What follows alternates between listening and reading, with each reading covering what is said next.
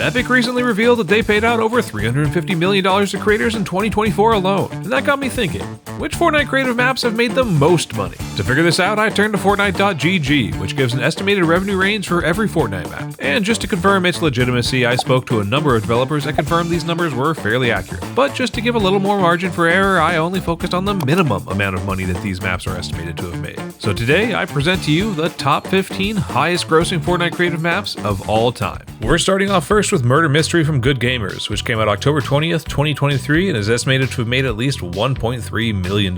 Now, compared to the rest of the maps on this list, Murder Mystery is actually pretty unique. I personally don't play a lot of these maps because essentially it's just the Fortnite rendition of Trouble in Terrorist Town, which I really liked in Gary's mod, but I don't feel like it works as well in Fortnite. It can be fun, and I understand why kids flock to this, but in the couple times I jumped in it, it really wasn't anything to write home about. With that being said, I will happily play this way more than some of the other maps that are on this list that have made substantially more money. But again, I can understand why this one is on here. So this is our number 15 spot. Let's move on to number 14, which in my opinion is going to be one of the best ones on this list despite being so far down, and that's going to be Minigame Box PvP from Minigame, which came out November 9th, 2023, and is estimated to have made $1.4 million. Minigame Box PvP was one of the first big maps that started doing this random minigame style map where you all vote on a different minigame to play each round, and you have everything from box fight related maps to more arcadey style mini games. I have a lot of fun with these. I like maps that aren't as serious, that don't really focus too heavily on the competitive side of Fortnite. I'm terrible at building, as you'll see later in this video, and this just is a lot of fun. I like having the options. I like that you rarely come across the same mini game if you're playing for a reasonable amount of time. There have been several more recent minigame style maps that have added new fun ideas to the minigames and have added a bit more variety, and I think are even more polished, but I still think Minigame Box PvP is an amazing map despite having come out back in 2023. Moving on to our number 13 spot, which is going to be Only Up Fortnite from Army, which came out June 15th, 2023, and is estimated to have made a minimum of $1.6 million.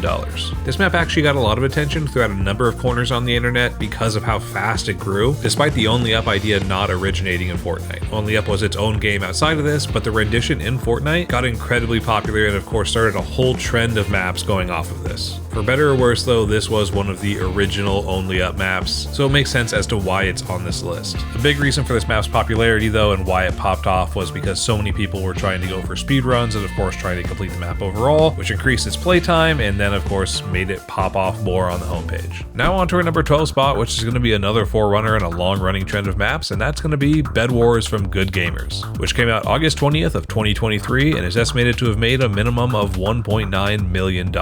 Even though the concept of Bed Wars did not originate in Fortnite, I do believe it actually originated in Minecraft. It really took off in Fortnite and I think has a really fun mode. It mixes a bit of that tycoon element into a usual build fight map, which actually makes it a lot more fun to play for a longer period of time if you're not trying to just grind out on your build skills. You have to play a bit more as a team to actually get enough resources to upgrade your base and unlock more weapons as well as to protect your bed. In all honesty, most people who have done Bed War maps after Good Gamers in Fortnite have not really reiterated too much on the franchise. But again, at least it's something more interesting than a repetitive madness we're about to get into. So without further ado, let's move on to our number 11 spot, 1v1 build fights from Raider 464. This one came out November 3rd, 2020 and is estimated to have made at least $2.1 million. There's really not much to say about a 1v1 map. They're almost all the same, which really begs into question why people continuously keep making them, because what are you trying to reiterate on? Although with the general map layout being so easy to create, I can understand why so many people continue to make their own versions of a 1v1 map. With our first 5 out of the way, we are now on to our top 10 highest grossing maps. And at number 10, we have Super Red vs. Blue from Typical Gamer. This one came out September 27th, 2023, and is estimated to have made a minimum of $2.1 million. Now, I would find it hard to believe if you hadn't heard this map yet, whether it's from Typical Gamer himself or from Mustard Plays, which advertises it now in every single video. As soon as any new item or ability comes out in the game, they're sure to add it to Super Red vs. Blue. If I had to choose any Red vs. Blue map to play personally, this would be the one to go to. It's smooth, there are a few fun mechanics added in, and I do overall enjoy the flow of it for what there is. I gotta give them a bit of credit because they are always trying to find some new way of making Red vs. Blue interesting, even to people like me that can't stand seeing a Red vs. Blue map again on their home feed. I remember at one point they added their own custom rideable animals, which was really funny, and it just goes to show you that they're willing to take some of these new mechanics and do something original with them, even if they're inside of a map like Red vs. Blue that is just well overdone, they can still be fun. Moving on to number 9, we have Box PvP from Hive. This came out July 28th, 2022, and is estimated to have made a minimum of $2.4 million.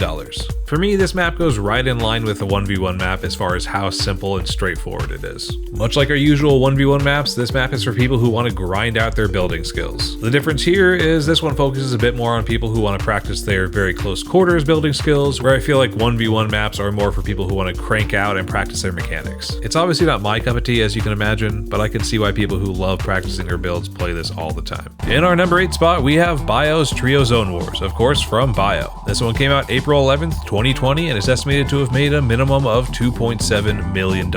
In my personal opinion, I tend to find that Zone Wars maps are the sweatiest of build-focused maps, filled with the kind of people that will just crank on an 8-year-old that clearly can't even build a box, only to gritty on them afterwards. Typically, whenever I'm forced to play one of these maps, I take the route of trolling all the people that are being tryhards, and just find whatever goofy weapons I possibly can and just charge in. And this map actually does a great job with that because it just gives you random loot every single round, so you can get things like the lightning bolt or minigun or explosive crossbow, and just troll people the whole time. I gotta say, I kinda like the fact that this map actually gives you random loot in your base every time versus letting you choose your weapons, because it means after you eliminate someone, you have a reason to actually look through their loot versus only caring about their healing items. It also means you get to have a lot of fun with different weapons and practice different skills, not only focus on the one good loadout you know that you're amazing with. Coming in at number 7, we have BHE 1v1 build fights from BHE. This came out August 14th, 2019, is estimated to have made a minimum of $3.1 million. Right off the bat, this map is not a 1v1 map, let's be honest. There's an option to queue in for 1v1 fights, but no one's doing that. This is a random chaotic arena where you can just pick any weapon you want and go to town. For me, this is personally one of the most confusing ones to find in the top 10 because it just straight up doesn't deliver on what's in the title. The lack of effort put into this one both visually and thematically was wild to me. Because if you told me you found this map on page 80 of a 1v1 map search, I would believe you. And usually you can find at least a few polished differences between the maps that are at the top making millions and the ones that are at the bottom. But in this case, I honestly couldn't. I mean, there's a random floating button that lets you change the background for no reason. There's these random pinball launchers on the side, and a random changing booth out in the open. Moving on to number 6, we have Panville box fights from Panville. This came out November 10th, 2020, and is estimated to have made a minimum of $3.3 million. I don't imagine anyone surprised that we have another box fight map on this list, but let's just get into it. It was nice to see them add at least a little bit of visual character to the arena, even though it's nothing special, but it beats just fighting in a giant cardboard box, I guess. Although that's not a very high bar to cross. One cool feature here though is that after you die, you can either choose to spectate or you can actually fly around on top of the map. Although I will say on a competitive note, this is kind of crazy because you can just continuously give callouts to your teammate as to where your opponent is. But if you don't like that, it's not like you don't have a million other box fight maps that I'm sure are more competitive you could choose from. At number 5, we have Peace Control 2v2 from Bullseye. This came out June 15th, 2023 and is estimated to have made a minimum of $3.7 million. This is your average modern Peace Control map. You cycle through different arenas that help you practice building in different scenarios, and it's all about fighting in tight situations. The time between rounds is incredibly quick, allowing you to go back to back without feeling like you're waiting for a bunch of loading screens. The only downside to playing a 2v2 map like this with randoms is that occasionally you might not be as good as your random opponent wants you to be, and they'll just rage quit, which unfortunately became the situation for the team we were playing against. But hey, at least I wasn't the teammate they wanted to rage quit while playing with. Props to this guy for sticking out the fight even though he was down a guy. Coming in 4th, we have Tilted Zone Wars AM from Pretty Boy, our oldest map on the list, having come out on August 6, 2019, and is estimated to have made at least $4.6 million. Managing to combine two of the most overdone Fortnite creative map trends, being Tilted Towers and Zone Wars, this map was at least one of the original ones. Once again, I do enjoy that the loot is kind of random. You get a small assortment of loot to start out with, and then you can also find chests throughout the map. I think having the existing buildings of Tilted Towers to build around does add something a little bit more interesting versus having just an open arena where you can build infinitely in any direction. The fact that this one has been out for so long and continues to see thousands of people playing it every day is wild to me though. I guess some people are just creatures of habit and they go with the maps that they're used to. It's hard to say there's really any other reason to pick this one because there are so many other Zone Wars maps, including ones that are a lot more polished than this one. But one way or another, this veteran map has earned its spot on this list. Now, before we get into the top 3, if you're enjoying this video so far, please consider dropping a like and subscribing. I want to build a fun and engaging Fortnite creative community over here, and your support would mean a lot. Coming in at number 3 is going to be another Red vs. Blue map, this time Crazy Red vs. Blue from RVB. This came out June 14th, 2023, and is estimated to have made a minimum of $5.3 million. While I mentioned before that Super Red vs. Blue, in my opinion, is the more polished Red vs. Blue map if I had to choose, Crazy Red vs. Blue does actually try to stand out a bit, and they've done this through adding in superpowers. Things like invisibility, doubling your health, getting a spider jump. Little changes like that do go a long way when you're making a map that's following a trend that is so overdone. These days, trying to come up with something new to make Red vs. Blue maps feel fresh feels kind of like a race to the bottom, but as long as there's people like this that have made millions of dollars making Red vs. Blue maps, there's always going to be people trying to figure it out. Coming in second is going to be another classic, and that's going to be Go Goated Zone Wars from the boy Dilly. This came out June 2nd, 2021, and is estimated to have made a minimum of $6.3 million. For me, Go Goated will always be the kind of map that you play when you're really eager to get flexed on by a 13-year-old named YouSuckBall69. And personally, I'm never in the mood to do that when I'm trying to just play a casual game, so this one was never on my list of go-tos. Additionally, I think it's worth noting that the boy Dilly is also part of Good Gamers, which means that this man is a multi-millionaire with 3 maps on this list. This is a recurring trend I've seen where developers will switch from making maps under their own name to starting a development company for maps. I'll be honest in saying I don't entirely understand why they do this, but it does kind of feel like a way of maybe gaming the system. Because if you're already successfully making maps under your own name and are going to continue doing that, why make another development company you're going to make more maps on if you're not trying to cheat the system in some way by hoping it highlights your maps more because you're a quote-unquote new developer. Anyway, we'll leave the speculation aside and move on to our number 1 pick, one I hate to see at the top of this list, but we gotta mention it, and that's gonna be the Pit Free-For-All from Gearsy. This came out April 19th, 2020, and is estimated to have made $6.5 million